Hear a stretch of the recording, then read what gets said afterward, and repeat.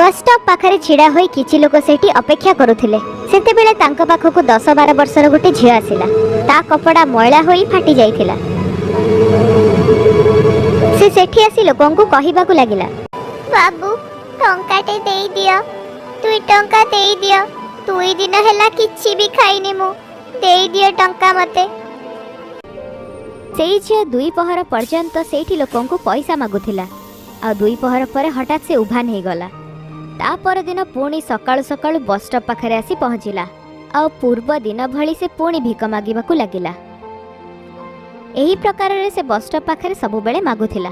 गोटे दिन अशोक कुमार नामक जणे रिटायर्ड शिक्षक सेई बस स्टॉप पाखकु आसिले। सेई झियो सबुदिन भली से दिन भी भिक मागुथिला। सेई दिन ताकु केही भी भिक देउ नथिले। चल चल झाड़ू मु कौन तो ठेका नहीं ची भिक मागे सब दिन पळे आसु झाड़ू भिकारुणी कोड़िकार। से लोकटी देखिला अन्य लोक माने से झियो को सेठारु पठेई देउछंती। अशोक बाबू एई सबु देखुथिले। जणा नाही एमिति ही तांको मनरे से झियोटी पाई भारी दया आसुथिला। सेई दिन से झियो पाखरे बहुत कम टंका जमा होइथिला। एबे से पैसा नहीं कि सेठारु पळेइबो बोली बाहरी ही थिला जे हठात ता गोड़ पाखरे थिबा गोटे पत्थर सहित आघात बाजिला। आउ से दिन जेते भी अल्प टंका ता पाखरे जमा होइथिला ते सब भी ता हातरू पड़ी जाए नाली रे जाई पड़ीगला। से झियो प्रथमे तो तार सबु पैसा को खोजुथिला, किंतु जेतेबेले ताकू मिलिलानी से आखिरु लुह झरई सेठारु पळेइला। एहा देखि अशोक बाबू निजको अटकेई पारिलेनी। से झियो पाखकू आसिले आ कहिले, नाना झियो कांदंदिनी। पुणी से भाबिले ताकू किछि टंका दे दिए, किंतु जदि कोनोसी भिक मागिबा दलरु आसीथिबो तो जो माने छुआ मानक ठारू जोर जबर करी भिक मागंती आउ एटा भी हेई पारे ए टंका नै से निशा करिवो। एही फळे टंका मागी निशा द्रव्य सेवन करिबा एही फळे छुआंकर नीतिदिन काम। से सबु भाबिकी ताकू कहिले, अच्छा झियो एटा मते कह तू पैसा नै कि कोन करिवु? एई टंकार मु खाइबा किनिबे बाबू। ये मते मिछ कहूनी तो चल ताहले मु तते खाइबा ही किनी दउची। तापर अशोक बाबू ताकू खाइबा किणिकी देले। आउ खाइबा धरिकी से सेठारु पळाइला। से खाइबा न फोपाड़ी पुणी थरे भिक मागिबाकू न आसु सेथिपाई किछि डेरी एठी अपेक्षा करिकी रुहे। अशोक बाबू बहुत समय जाए सेठी अटकी रहिले, किंतु से झियो आउ फेरिला नाही। अशोक बाबू भी सेठारु चली गले। तापर दिन अशोक बाबू जेतेबेले पुणी बस स्टॉप को आसिले से झियो तांको पुणी देखा गला जे समस्तंकठु भिक मागुथिला। सेई दिन भी अशोक बाबू ताकू खाइबा किणिकी देई देले। किछि दिन पर्यंत एमिति ही चालुथिला। बहुत थर तो अशोक बाबू निज घरे रंधा होइथिबा खाइबाकू आनिकी से झियोटी को देई देउथिले। थरे जेतेबेले अशोक बाबू से झियो को खाइबा दउथिले तांको मनरे गोटे प्रश्न आसिला, हेले झियोटी किए आउ कोन से सबुदिन खाइबा पाई ही भिक मागुची?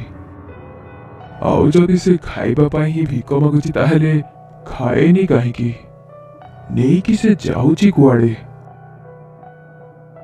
एहा भाबी अशोक बाबू से झियोठु लुचिकी ता पछे पछे चालिबाकू लागिले। से झियो सेठारु बाहारी बस स्टॉप पछरे थिबा गोटे छोट चाळकू पसिगला। से केबे एई गळी रे पसिलाणी तो केबे सेई गळी रे। जेहेतु अशोक बाबू ता पछरे शीघ्र शीघ्र जाउथिले, किंतु गोटे गळी रे से पसिकी सेठारु उभान हे गला। धातेरी एते कष्ट कला परे भी जणा पड़िलानी किछि कथा नाही। आजि नहले काली ए कथार सत्यता जाय मु निश्चय पहुंचीबी। तापर दिन अशोक बाबू निज घरे रंधा होइतिबा खाद्य ही से झियोटी को देले। ने झियो मु खाई बाणीची आजि तू एठी बसी की काहे की खाई दउनु? से बाबू से मु खाई देबी परे, आपण चिंता करंतुनी। तो ताहले तू एठी खाई दे। देख खाइबा गरम भी अछि, परे ठंडा हेजिबो तो भल भी लागिबनी।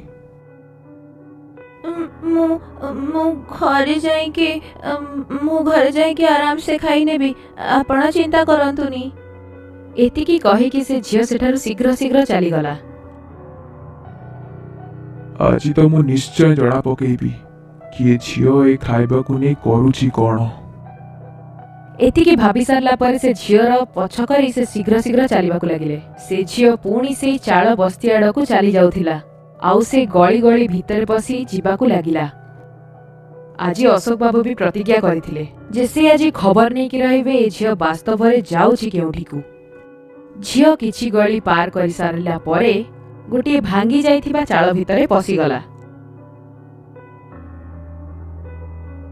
ଅଶୋକ ବାବୁ ବି ତା ପଛେ ପଛେ ଚାଲି ଚାଲି ସେ ଭଙ୍ଗା ଚାଳ ଭିତରକୁ ଗଲେ, ଆଉ ତାର ଭଙ୍ଗା ଝରକାରୁ ଚାଳ ଭିତରେ କ'ଣ ଚାଲିଛି ବୋଲି ଦେଖିବାକୁ ଲାଗିଲେ। ଚାଳ ଭିତରେ ଜିନିଷ କହିଲେ 2-4ଟା ବାସନ, କିଛି ମଇଳା କପଡ଼ା ଆଉ 2ଟା ସ୍କୁଲ ବ୍ୟାଗ୍ ପଡ଼ିଥିଲା। ଆଉ ଭିତରେ ଗୋଟିଏ ଭଙ୍ଗା ଖଟ ଉପରେ ଗୋଟେ ସ୍ତ୍ରୀ ଲୋକ ପଡ଼ି ରହିଥିଲା। ମୁହଁରୁ ସେ ଭାରି ବେମାରିଆ ଲାଗୁଥିଲା, ଆଉ ତା ପାଦ ପାଖରେ ତାର 7-8 ବର୍ଷର ଗୋଟିଏ ପୁଅ ବସି ରହିଥିଲା। ଝିଅଟି ଯେତେବେଳେ ଖାଇବା ନେଇ ସେ ଚାଳ ଭିତରକୁ ପଶିଲା, ତେବେ ପୁଅ କହିଲା, ମା ଦେଖ ଦିଦି ଖାଇବା ନେଇକି ଆସିଲା।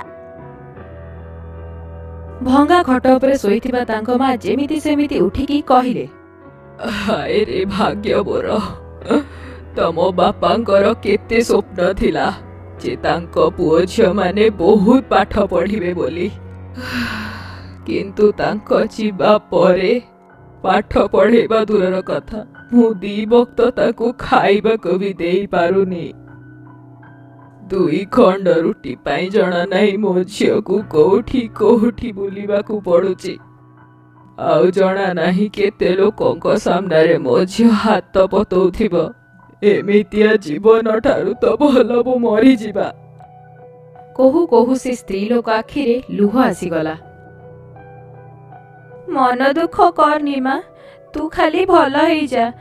ଯଦି ଭଗବାନ କରିବେ ଆମେ ଆଉ ଥରେ ସ୍କୁଲକୁ ଯିବୁ। ତୁ ଖାଲି ଭଲରେ ଖାଇବାକୁ ଖା, ଆଉ ତାପରେ ଔଷଧ ଖା, ନହେଲେ ତୋ ଦେହ ଆହୁରି ଖରାପ ହେଇଯିବ। ତାପରେ ସେ ଝିଅ ନିଜ ହାତରେ ନିଜ ମା ଆଉ ନିଜ ଭାଇଙ୍କୁ ଖାଇବା ଖୋଉଥିଲା। ଏହା ଦେଖି ବାହାରେ ଠିଆ ହେଇଥିବା ଅଶୋକ ବାବୁଙ୍କ ଆଖିରେ ବି ଲୁହ ଥିଲା। ସେ ଆଉ ନିଜକୁ ଅଟକେଇ ପାରିଲେନି, ଆଉ ଭଙ୍ଗା ଚାଳ ଭିତରକୁ ପଶିଗଲେ। ତାକୁ ଦେଖିକି ହଠାତ୍ ସେ ଝିଅ ଠିଆ ହୋଇଗଲା ଆଉ କହିଲା, ବାବୁ ଆପଣ? ମୁଁ ସବୁ କିଛି ବୁଝି ସାରିଲିଣି ଝିଅ, ତତେ ଆଉ କିଛି ବି କହିବାର ଆବଶ୍ୟକତା ନାହିଁ। ଆଉ ଠିକ୍ ସେତେବେଳେ ତାଙ୍କ ନଜର ସେଠି ପଡ଼ିଥିବା ସ୍କୁଲ ବ୍ୟାଗ୍ ଉପରେ ପଡ଼ିଲା। ଆରେ ବାଃ, ତମେ ମାନେ ସ୍କୁଲ ବି ଯାଉଛ? ଯାଉଥିଲୁ, ହେଲେ ଏବେ ଛାଡ଼ି ଦେଇଛୁ ବାବୁ। କାହିଁକି? ପାଠପଢ଼ା ଛାଡ଼ିବାର ମନ ଦୁଃଖ ହଉନି ତମକୁ? ମନ ଦୁଃଖ ତ ବହୁତ ହୁଏ ବାବୁ, ହେଲେ ଯେବେଠୁ ମା ବେମାର ପଡ଼ିଲାଣି ଘରେ ଟଙ୍କାଟିଏ ହେଲେ ବି ନାହିଁ। ଘରେ ଯେତେ ବି ସଞ୍ଚିତ ଧନ ଥିଲା ସବୁ ମାର ଔଷଧରେ ପଳେଇଲାଣି। 2 ଦିନ ପର୍ଯ୍ୟନ୍ତ ପେଟକୁ ଅନ୍ନର ଗୋଟେ ଦାନା ବି ଯାଇନଥିଲା। ଖାଲି ପେଟରେ ମାର ଔଷଧ ବି ତା ଦେହକୁ କାମ ଦେଉନଥିଲା। ତାପରେ ଅସହାୟ ହୋଇ କାମ ଖୋଜିବାକୁ ଯାଇ ମୁଁ ସ୍କୁଲ ଛାଡ଼ିଦେଲି, କିନ୍ତୁ ମୋ ବୟସ ଦେଖିକି କେହି ବି ମତେ କାମ ଦେବା ପାଇଁ ରାଜି ହେଲେନି। ତାପରେ ନ ଚାହିଁକି ବି ମତେ ଏଇ ରାସ୍ତାକୁ ଆସିବାକୁ ପଡ଼ିଲା।